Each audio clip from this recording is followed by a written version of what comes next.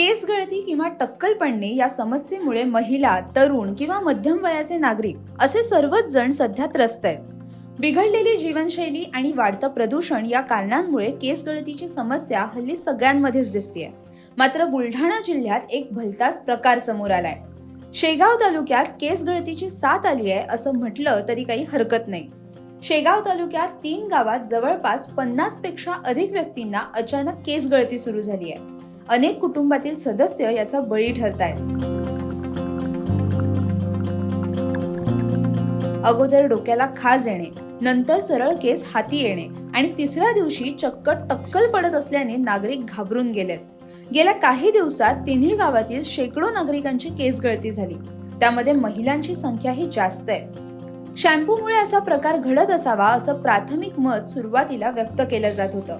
मात्र आयुष्यात कधीही शॅम्पू न वापरणाऱ्या नागरिकांचेही केस गळत असल्याने एकच खळबळ उडाली आहे. आतापर्यंत आरोग्य विभागाने कोणतीही कारवाई केली नाही. त्यामुळे जिल्हा आरोग्य अधिकाऱ्यांना निवेदन देण्यात आलंय. या उद्भवलेल्या समस्येबाबत उपचार शिबिरं घेण्याची मागणीही नागरिकांच्या वतीने करण्यात येते. तर दुसरीकडे दूषित पाण्यामुळे असं होत असल्याची भीती देखील व्यक्त केली जाते. त्यामुळे पाण्याचा स्रोत दूषित आहे का याचीही चाचपणी होतीये. पाण्याचा जडपणा तसेच पाण्यात केमिकलयुक्त पदार्थ अधिक प्रमाणात असल्याची माहिती आरोग्य विभागाने दिली आहे. त्याचे नमुने तपासणीसाठी पाठवण्यात आले.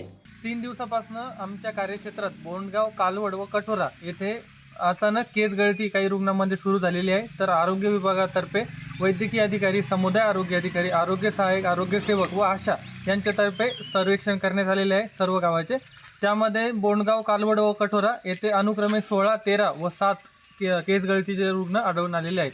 तर त्या अनुषंगाने आम्ही सदर नागरिक वापरत असलेला पाणी नमुना ह्या तपासणीसाठी शेगावला पाठवण्याच्या सूचना ग्रामपंचायतला दिलेल्या आहेत व सदर रुग्णांचे प्राथमिक उपचार केलेले आहेत व सदर अहवाल आम्ही मान्य जिल्हा आरोग्य अधिकारी कार्यालय बुलढाणा येथे पाठवलेला आहे.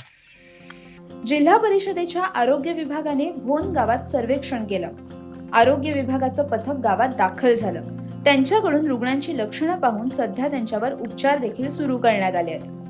अशाच बातम्यांच्या अपडेटसाठी आणि नवनवीन माहितीपूर्ण व्हिडिओसाठी माय महानगर लाईव्हला नक्की सबस्क्राईब करा.